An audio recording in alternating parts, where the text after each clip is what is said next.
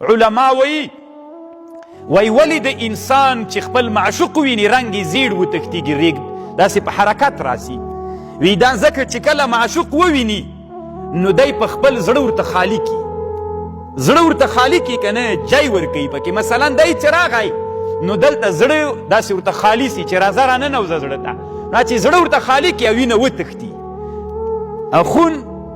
فرار میکنه و خون که فرار کرد وینه چې وتښتېږي د سړي رنګ زیړ اوړي علت اصل کې داسې د علماوي دا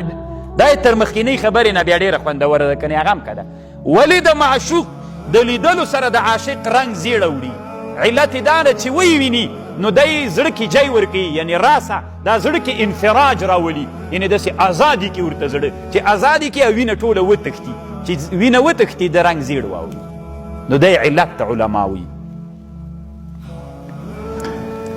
او